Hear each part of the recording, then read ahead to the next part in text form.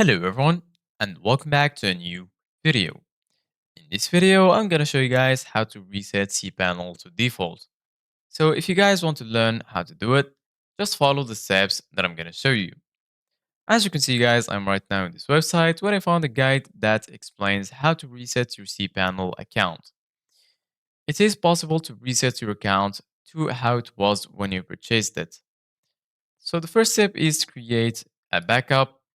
There is always the change that you may need to recover all your file, so the first step before any resets or deletion is to create backup of your existing account.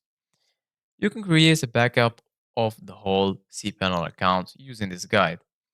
All you have Stellar Plus or Stellar Plus Business hosting packages, it is possible to create the backup using the Auto Backup tool in cPanel. If you want to backup only specific websites, you can either do this using Softa Colors or manually in cPanel. Delete all your add-ons or subdomains. Click the domain under the Domains tab. Click the Remove button next to your add-on sub-parked domain to remove them all. The third step, delete all your files. This can be easily achieved using the File Manager feature in cPanel. Log into cPanel, click on the File Manager menu under the Files section, access Home, then Public HTML folders. In Home folder, you will see all the folders of your cPanel account. You can select the unnecessary ones. The public HTML folder is the root folder of the main domain, which you need to delete to clear this folder. Click on Select All button above the listed directories files. Once they are selected, click the List button.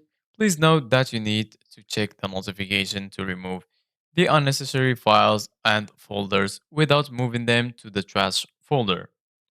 After that, delete your email accounts. Click the Email Accounts menu under the Email section. Click the Delete button next to your account. Then delete all FCAP accounts.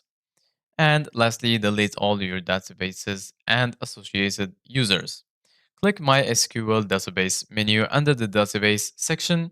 Choose the Delete Database option next to all your databases. Scroll all the way down to view your database users, and lastly, click Remove.